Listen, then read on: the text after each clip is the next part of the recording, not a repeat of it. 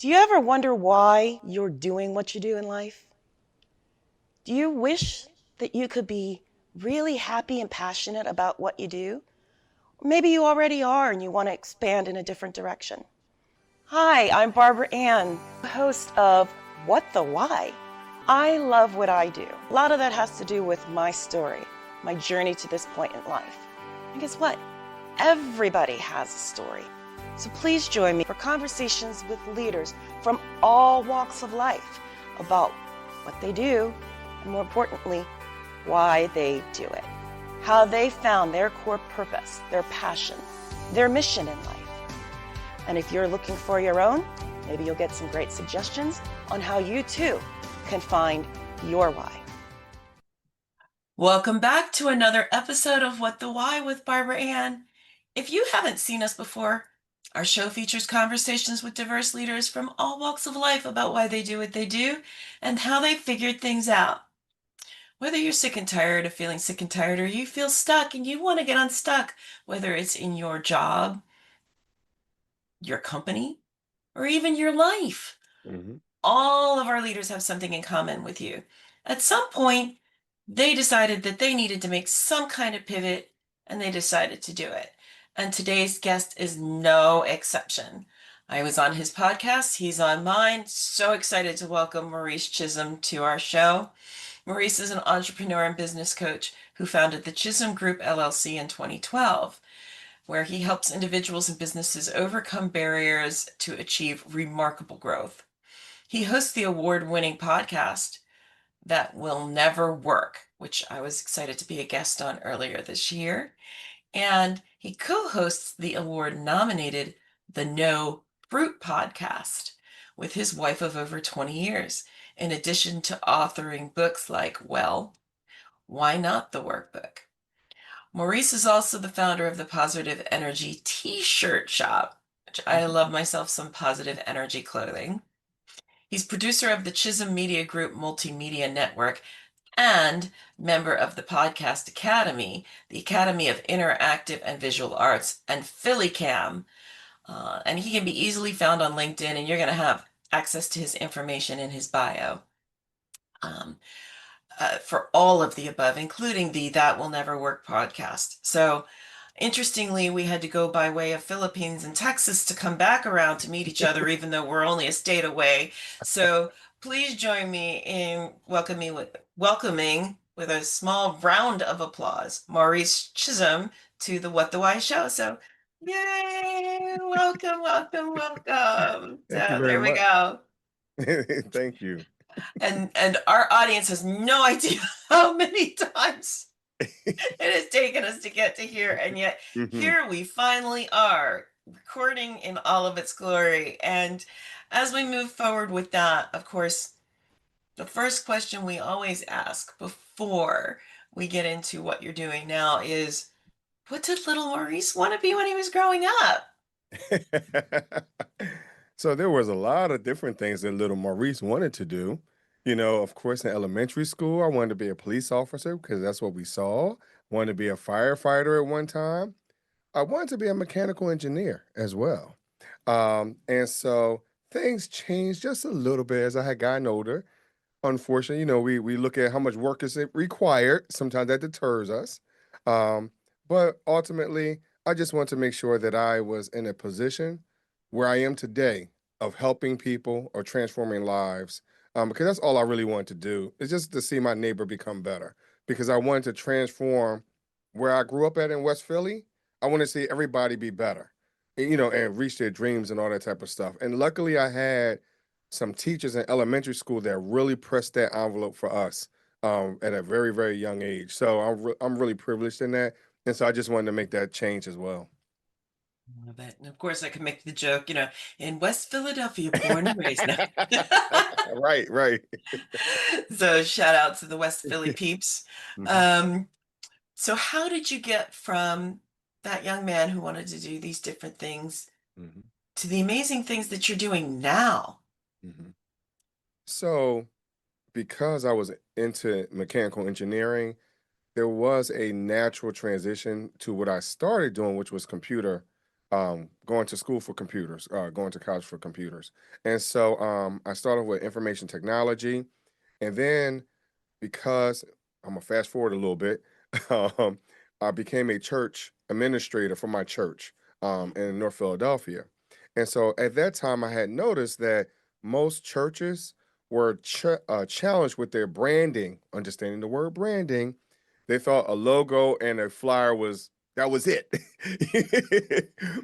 And then not also not understanding what it really meant for advertising. They were confusing the two words or interchanging them. They weren't really sure about that. And so because I was in that position, I wanted to ensure that they had the tools necessary at that time. So back in 2008, 2009, when I was in the process of getting Chism Group together, I started them with understanding, hey, you know what? Maybe your secretary does need to upgrade their computer system. Maybe your at that time, we weren't so heavy into media, but those churches that were trying to get their sound systems together and things like that, um, just making sure that their presentation was on point, was on board. Not having the crackling speakers and those type of things. So that's where it started from. And then once in 2012, I realized they needed a little bit more than just websites. They needed a little bit more than just social media, because people were just hopping on that as well. And so that was what catapulted me to where I am now. Um, because I also understood at that time that pastors were not always aware of what the real brand was in their community, not just their individual brand, but the brand that the church looked like. And so my church that I grew up in, that I was the church administrator, the community thought that the doors were closed all week, that we didn't do anything, Oh. and so we wanted to make sure that we made an impact on the community externally, but we forgot one part. The internal community was just as important. So we want to make sure that it's a full circle um, help to each and every person that came in touch with that particular name or that brand. Wow. Um, that sounds like a tremendous wake-up call. Yeah. Yes. And it's interesting because a lot of people, what I'm hearing you say is that a lot of people, you thought that you were being perceived one way until you found out you weren't. Right. And and change is not easy. So how did you go about navigating those conversations? Mm. Well, it wasn't easy because unfortunately, sometimes, just like we experience right now, there's a challenge in understanding our identity. you know. And I just saw a stat not too long ago that 45% of American adults struggle with their identity. And about 70 to 75% of those individuals also struggle with mental health challenges. And so, because of that, what are the causes of that? Um, and is it because we have this persona that we need to uphold? So going back to the pastor has this identity of, hey, I have to be strong for everyone else. I have to show up for everyone else. But what about the pastor himself? He has to be poured back into one way or another. And so I think those are things that when we talk about those type of conversations, I'm gonna be honest with you, just for myself. Even in the beginning, I didn't know what they really needed.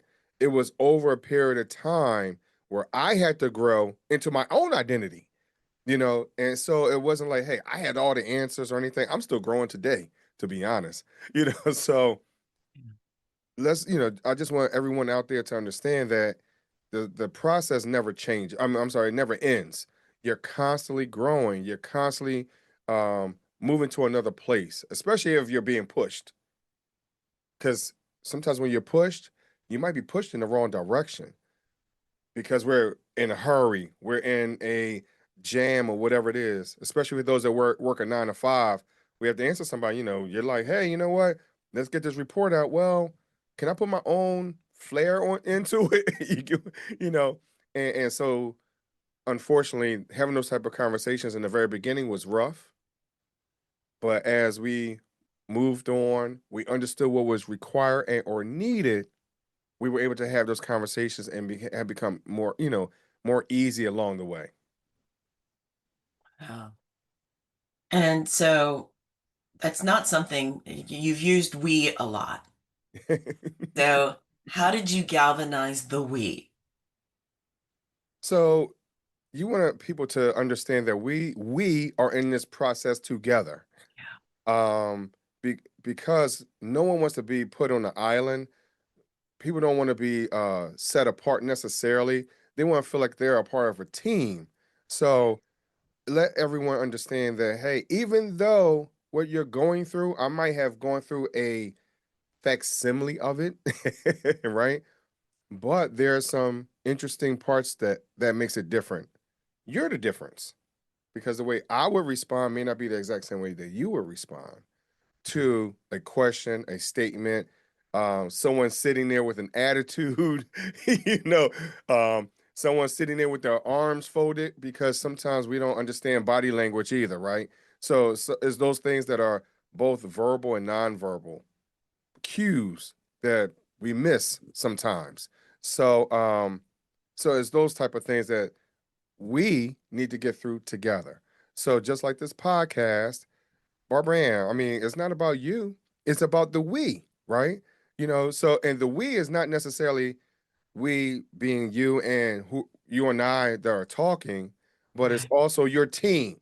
It's Yeah. also the other community. Like you said, I'm in Philly, you in Jersey, so it's the Yeah. we because now are we going to help galvanize the whole northeast extension of the United States, whatever we might be. Hmm. So I think it's those type of things that we need to pay more attention to. That we are a team, we are interconnected, and that term 6 degrees of separation, Yeah.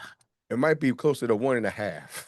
Oh, easily, easily. I recently was at an event for a client, came all full circle, turned out that not only were we in a group together, but we're related. Mm. And it was like, and I even said to one of my team members, I said, I said, he's gonna be a relative, I'm telling you right now. He came back and he was like, yeah, my grandmother's maiden name was Gardenhire. And I said, Lisa, what did I tell you? I told you he's going to end up being a relative. That's But funny. then he's also a coach. So we ran into him in another group and was like, okay, so it was like multi levels Hmm. of the we. And you're right. And even within our podcast community, the people who Right. take the time to invest in watching and sharing this show, they're just as much a part of that we Hmm. Yeah. and getting the message out to people who really need to hear it. Um, Now, when you founded your company in 2012, Hmm. we're talking only a couple of years outside of an economic downturn, yeah, and at a very interesting time in our country. Of course, we live in far more interesting times. Yes. But you know, how did you realize that going out and doing your own thing truly was your path, as opposed to the other more traditional paths you could have taken? So let's explore that a little bit. I did work in corporate America. I Mhm. was in worked for a local insurance company that dealt with Medicaid and Medicare customers. And so it wasn't totally fast paced, but it was up there, working in customer service or contracting, whatever it might have been. And so what happened is that at one particular time, I was getting sick and I wasn't sure why I had developed this cough and I couldn't get rid of it. And so eventually I started to have moments of blacking out, passing out, things like that. And so now, because of I'm in this position, it's all fast paced, but not understanding what also was causing that stress. Because ultimately it was coming down to stress. But Mhm. let me back up for a little bit more. I've only been married for 6 or 7 years by that time, and my kids are both under 5 years old. And so now I didn't realize that I had to take out small loans to pay for diapers, you know. you know, and so now I'm in this job where my supervisor wants to me to take my skills and everything up to another level. But also, I'm a husband, I'm a father. I've never been in this position before, and I'm not sure who I am. Going back to the idea of identity, right? And not knowing who I am. So now, what am I doing? How am I catching up? And then who am I as a brother, as a son, as a nephew, the oldest grandchild, so there's a lot of things kind of going on. And so because of that and because of that pressure, I realized, you know what, corporate America, I gotta let it go. Because before I know it, I'm gonna be way worse in that position.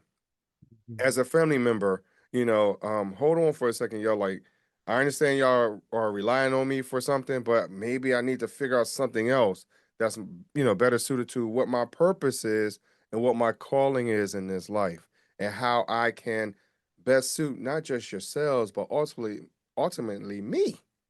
How can I benefit me? Yes. Well, and you laugh, but you know what? There's a lot of people out there that really struggle with that part.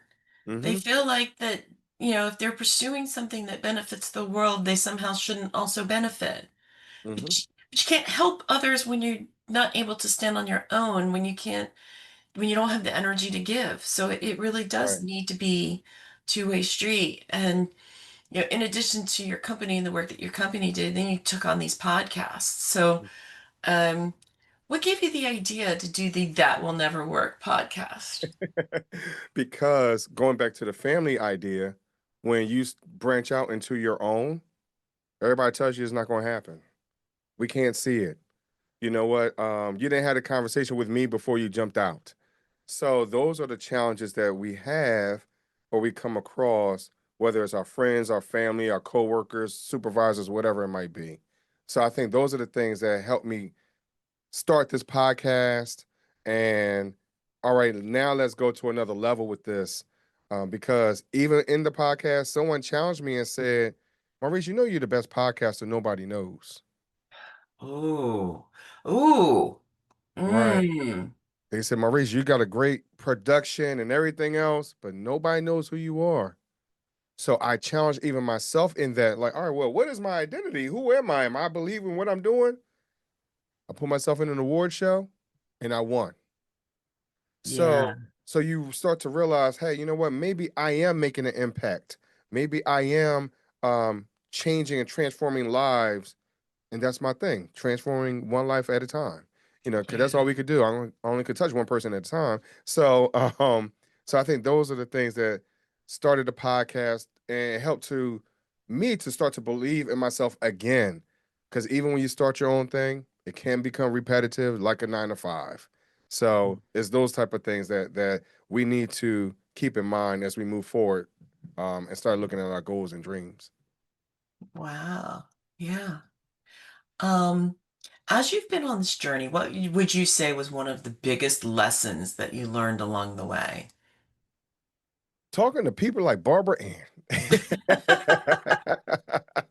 As a guest or on their show? No, or both? No. I would say both, because here's the thing. Because on my show, I've met over 200 people. I've interviewed over 200 people. Hmm. And everyone is a CEO, and everyone in all honesty, has the same idea and same message. We all want to help out our fellow brother or sister, right? And no matter which way you go about it, even though I've had some CEOs, but I've also had some individuals who were just starting out as entrepreneurs, who wasn't sure about being an entrepreneur, but everybody wants to help someone else out and wants to see the world better today than they saw it yesterday. So that's why I think it's the consistency. Oh, okay. That makes sense. And and of course, with that also becomes the energy, Yes, you know, because one of the things we talk about when we're doing what we love doesn't necessarily mean we always like it. that's true. So, what motivates you to keep going on those days when you just aren't 100%? It's moments like, again, like this, because Mm, I run into someone else who wishes, who dreams, who aspires to be something better than they were yesterday. Yeah. And I run into those individuals all the time. I could be buying a pair of sneakers to, buying some milk, whatever it is. People just are drawn and just want to say something to me. Oh, Yeah. that's one. And then number two, I like to people watch anyway. So, so as I watch people and I see how they might pull back a little bit, how they interact, you know what? Hey, you know what? That's very inspiring, and how everybody wants to be an inspiration to the person next to them. So it's Oh, those type of things that help me to keep going.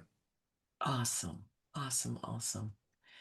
Um, Now the book, because I'm curious. Hmm. Um, well, why not the workbook? Hmm. Sounds like it's just kind of a brand extension of some of the things you've been saying. Hmm. What prompted you to move forward with that? So the podcast is called That Will Never Work. Well, why not? So it is an extension. Literally, it's almost the answer to the I podcast. totally didn't even pick up. I was like, oh yeah, okay. If that, kind of like, why not? So I guess now then comes the then what will? Right, right. So there you go. Pitching you the sequel. Then what Thank you, thank you. will? But yeah, but that's the inspiration. All the things that we've heard of was not going to happen. The book is to help you through your pain points to get to a point where say, well, why not? I could do it. If Maurice can do it, Barbara Ann could do it, I could do it too. Hmm. Yeah. And what's interesting though is so many people don't actually get up the courage. Yes. They could do it, but Hmm. the fear of change is still more powerful than the fear of staying the same. Hmm. Hmm. And so, and I'm sure you encounter this with the different entities that you work with. How do you help people move to the point where they realize that that fear of staying the same is finally bigger than the fear of change? So I just use my own personal experiences. Leaving corporate America is, everyone is doing that. Yeah. And unfortunately, going out on your own is an opportunity that can scare the regular person. and everyone is not built for that. But I don't care what it is, becoming a parent, I don't care if it's getting a new job, whatever it is, there is an element of fear, of anxiety. And so just utilizing personal stories to say, hey, you know what, you can do it and you can achieve no matter what the situation is. Hmm. Wow. And so with that in mind, Hmm. I'm sure you as well as many of us come up across that inner critic that most people have, or those limiting beliefs that they're living in. And, you know, no one can judge us better than ourselves. Right. We know that, right? Mhm. So how do you work with someone who's got such a strong, inner critic where they're really, they're just judging themselves left and right Mhm. for wanting to do something that is the road less traveled? Mm. So, what I would suggest to them, or what I would speak to them, because if I hear that, automatically, now I want to tell you what you have already achieved. So, for most of us who work a 9 to 5, have you not completed some type of employee training and got a certificate? Have you not come up with an idea in a meeting at one point in time and it was implemented at some point in time? Um, Hmm. whatever it might be. And sometimes we look at those small things and overlook it, but it all builds up to who you are today. Yeah. So let's not discount the little things, because the little things mean just as big or just as much as what you consider the bigger things. So that's how I would speak to an individual who has those limiting beliefs. Count the little wins, because they mean just as much as the big wins, or the ones that's in everyone else's face. Yeah. And it's interesting that we're talking wins, because there's so many opportunities out there to capitalize on those little wins. Hmm. And and so many of us have a tendency to dismiss them. Right. So I'm curious, when you're encouraging somebody to celebrate them, how do you encourage them to do that? What does that celebration look like?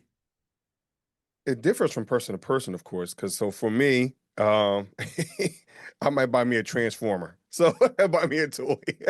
Okay. You know, That's totally honest and transparent. There is no judgment here on that. If that's what you want to do, then that's fine. No. and I'm saying that because so for myself, it actually yes, it could be a win, but that keeps me in my space of curiosity as I move forward. So I know what it does for me and how it keeps me motivated because I get to stay in my little kid space and play with it. And as my wife calls it, my little fidget toy as well. Yeah, You if know, it works. right. So if you need to go out and get you your uh coffee latte, whatever it might be that you normally don't get, go get your coffee, whatever it is. But sometimes you do need to but you do need to celebrate something. It don't have to be a whole lot. It don't have to be in excess, right? But do something that's small enough to say, hey, you know what? As an acknowledgement that I have accomplished something, and now my life is different again, right? We transform a little bit. Every little win, we transform a little bit. So no pun intended with the toy, but we have made a difference. So let's find a way to, I don't care what it is, something small or great, whatever it is, celebrate it one way or another. Yes, agreed. Yes, celebrate the wins because they really are important. They're Yes, so they are. important. Um, so as we are starting to wind down, Hmm. um, you know, the majority of the people who watch this are people who are afraid to take that leap. That fear of change is just still more powerful than that fear of remaining the same. Hmm. Um, or they're not celebrating the wins. They're so caught up in their inner critic. What, if any, advice do you have for any one of those groups or all of those groups regarding how to move forward when you are using these things as really a way of protecting yourself, of armoring up against the possibilities? Mm. Just wake up in the morning and I'm gonna use an idea that I heard from Eric Thomas. Those of you who have heard of Eric Thomas, the speaker, I had gone to a podcast summit. He said, I can, I will, I must, I am. So Mm. I utilize or think about those type of things to say, you know what, I can make it happen, I will make it happen, and I must because there are other people that are depending on me, just like I'm depending on myself. So I am an overcomer, I am a conqueror, and I am that individual that's going to break all barriers and break all ties that's holding me and my family back. Wow. Words to live by. Seriously, I knew for a variety of reasons that having you on would definitely help knock it out of the park, and you did. Thank you. And so for those of our viewers who are out there that want to follow up with you, Mhm. um, Maurice's contact information as well as Chism Group contact information is going to be in the captions and bios listed below the video. But while we got you, what's the easiest way for people to connect with you? Connect them with me on LinkedIn. Maurice D. Chism Senior. I'll make sure you have to say senior because my son is on there as well. So, so Okay. so he's Deuce. So you'll see a two behind his name. So Maurice D. Chism Senior, and you'll get all the links to everything that I have going on: the T-shirt shop, the podcast, because I actually have three, and everything else I have going on. Awesome. Fantastic. And, thank you. Like I You're said, welcome. our audience doesn't know what it took to get you here. uh, Through no fault of your own, per se, but it was totally worth the wait. Mhm. And I'd love to have you back again sometime, especially after you are a multi-award winning, well, you are actually a multi-award winning podcast. But yes, so you were just the award-winning podcast and the nominated award-winning podcast with your wife, but pretty soon you'll be the multi-award-winning podcast and possibly award-winning podcast with your wife. So we'll have Well, to have you I'm nominated back. right now for something right now, so we'll see. Ooh, okay. So you hear that, audience? We gotta like send prayers and positive thoughts Mhm. because they actually do still mean something, even though they're overused in society today. For those of us who believe in them. And but no, seriously, thank you very much for coming on and being a guest and sharing your thoughts and your wisdom. And for those of you who are interested, please, do check out the links to Maurice and his company and his podcast, where you can also see the episode that he recorded with me earlier this year. Hmm. And for all of you who are watching, you know, you have so many podcast and viewing and listening options these days, and it really does mean a lot to us that you choose to spend your time listening to ours and what our amazing guests have to say. So thank you so much for doing so, and please, share this information with others who you think might benefit from it.